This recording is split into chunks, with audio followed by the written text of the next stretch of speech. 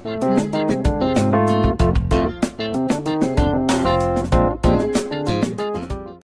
may bisita tayo. Panasonic na shower heater, mga karekontek, at no power issue. Dinala sa atin ngayon araw na ito ng ating masugid na customer na nagtitiwala sa ating magagawa. Huwag na natin patagalin pa, mga karekontek. Kung gusto mong matuto ay sumbaybayan mo ang video na to. Ayan, bubuksan na natin upang malaman natin ang nilalaman kung bakit baga walang power ang shower heater na ito. Subaybayan. Okay, ilagay muna natin sa continuity ang ating multimeter para tingnan natin yung mga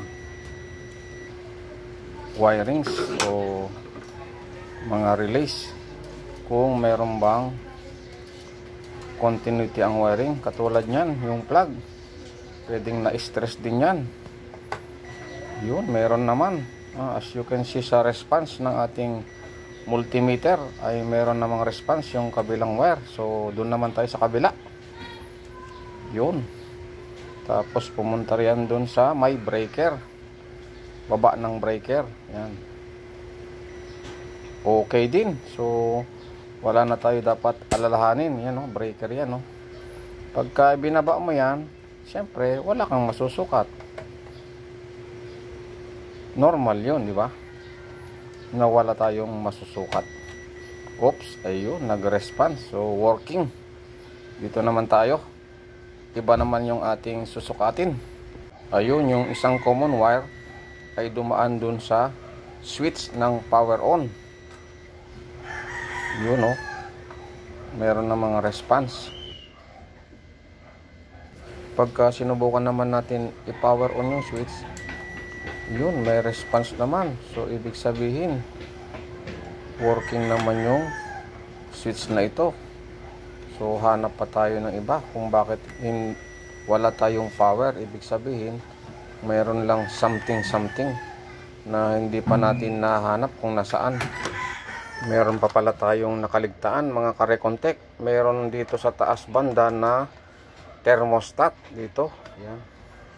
At hindi tetestingin yung thermostat na yan. Baka hindi tumatawid yung ating kuryente. Kaya wala tayong power.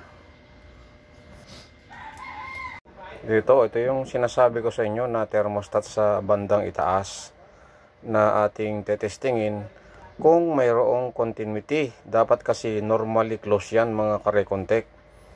Ayan, naka-beeping tayo.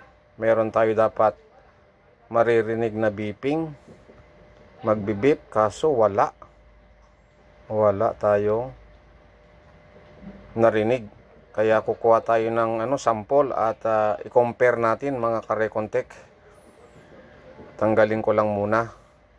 Habang tinatanggal ko ay camera off muna tayo, mga karekontek, para hindi tayo magtagal masyado.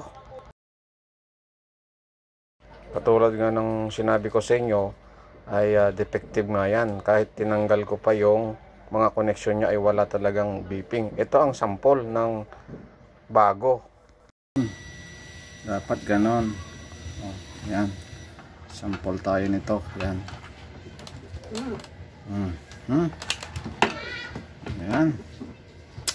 Testing natin to. Ayan. Yun, oh. Okay, good ito. Palitan ko lang. What? Alright.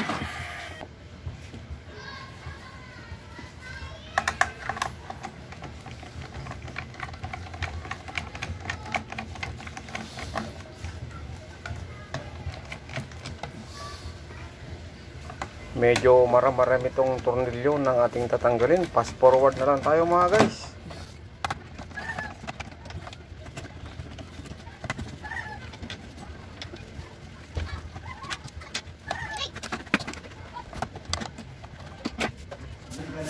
So ayan, naikabit na natin yung thermostat. Test na natin siya. Dapat ay tumunog. Dapat ay tumunog. Yan. Yan tayo dapat. Yan. Yan, dapat ito thermostat naka normally on. Yan. Yan, para mag-heat siya. So, okay na. Okay na tayo. Wiringan na lang. Finish na tayo. Yan, ito na ang plug. Dahil no power ang issue nito. Off natin. Naka-off. Siyempre, wala. Dapat mayroon kang in-expect na ilaw dito. Tapos power on natin. Power on. Iyon, naka-on na. Tapos plug natin. Dito, plug. Ayun, no? May power na siya. Yes, may power na siya. Ayan. It's work. Okay.